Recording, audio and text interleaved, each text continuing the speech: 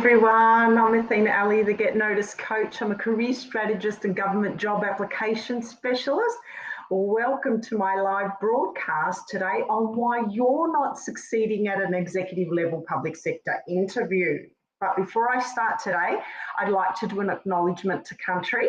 In the spirit of reconciliation, I acknowledge our traditional custodians of country throughout Australia and their connections to land, sea and community, and I pay respects to their elders past and present and extend that respect to all Aboriginal and Torres Strait Islander people today. Thank you for being here. In this weekly live, we want to talk about why you're not succeeding at an executive level public sector interview. So if you're here live, say hi in the comments below. If you're watching the replay, add hashtag replay in the comments below so I know that you're here. And you can also view this on my YouTube channel if you, for some reason, lose the connection. And I always highly recommend that you subscribe to the channel so you know when I'm actually going live. It'll always give you a notification. So welcome. This week I've had a number of prospective clients with issues around their interviews. So they've gone to multiple recruiter generated interviews and they're still not landing the job. Okay.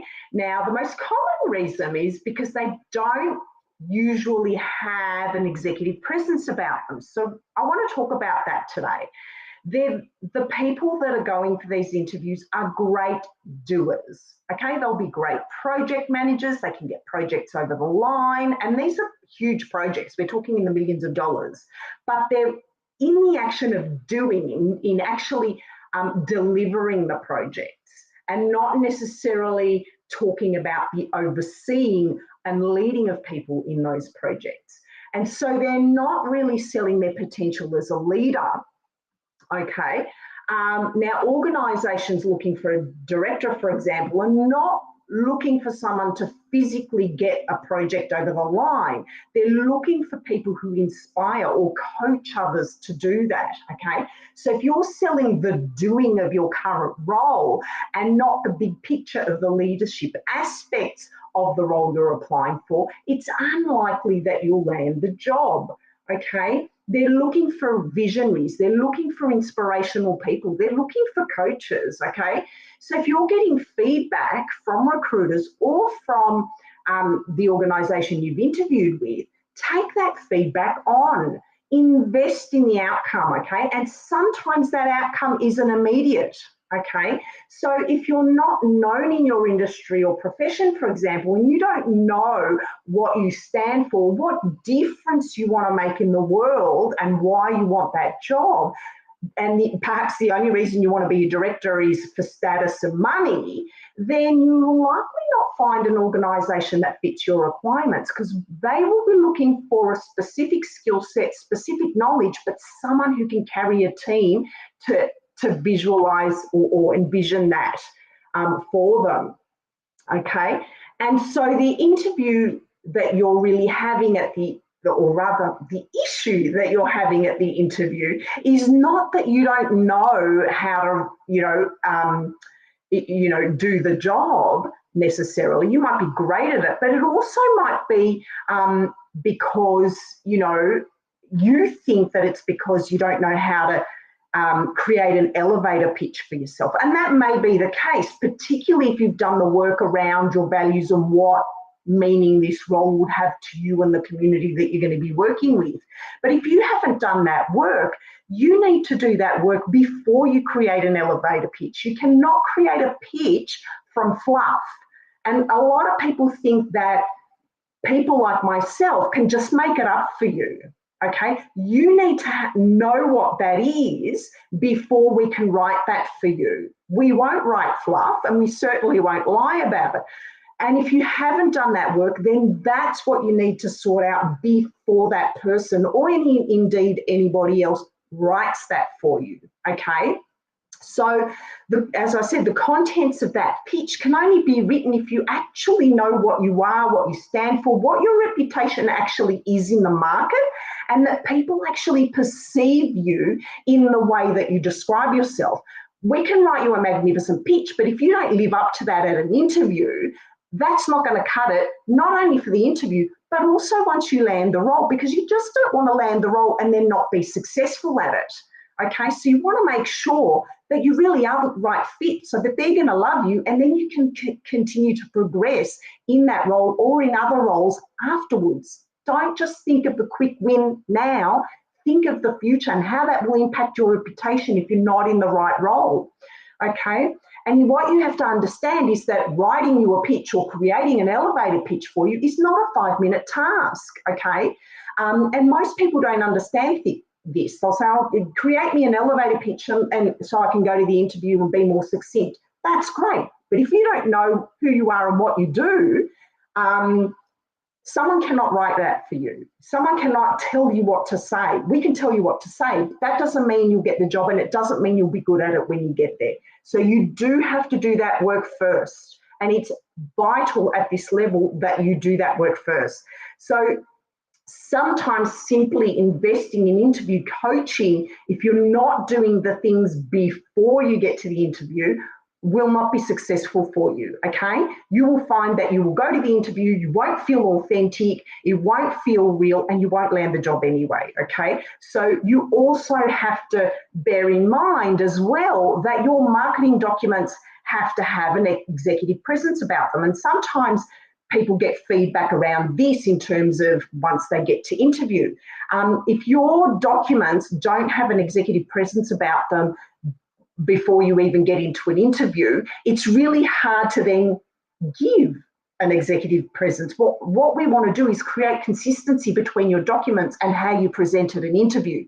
Okay, and you might find that just because you got through a recruiter with your resume doesn't mean you would necessarily get through direct to the organisation if you had submitted that same resume.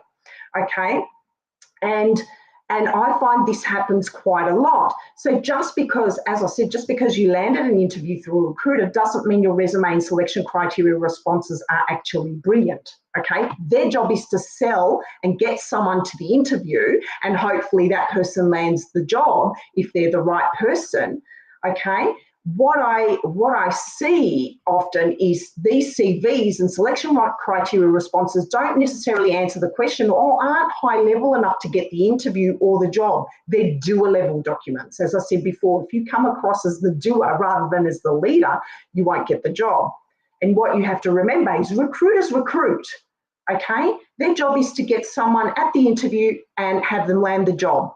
Okay, and they will do their best to get you there, but you have to have done the bulk of the work in order to land the job. Okay, a career coach, strategist, and someone like myself who's a government job application specialist as well helps you with that. A recruiter's job is not to help you with that.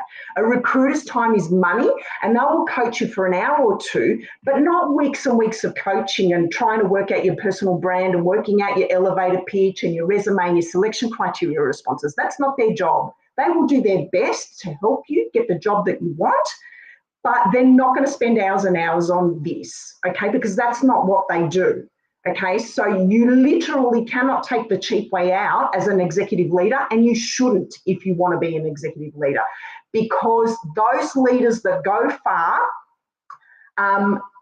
they trust in investing in themselves and keep doing so throughout their careers, not just at the time that they need some interview coaching. They do it throughout their careers so that they become a better version of themselves, and so they actually succeed in the role that they're in.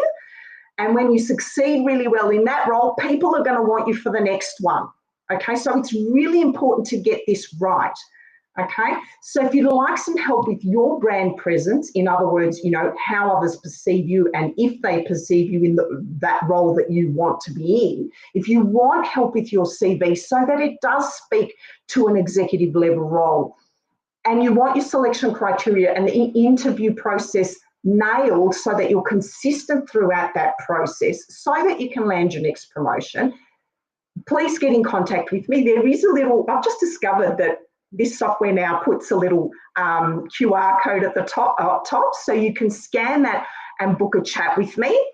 Or alternatively, you can take down this web address and you can book a chat with me. If you'd like some help with all of that, I've got 2 spots that left this month for my 8-week Invisible to Promoted one-on-one coaching and mentoring program that gets you all the coaching and mentoring to nut out who you are, what you do, why you're so good at, you know, the job that you want.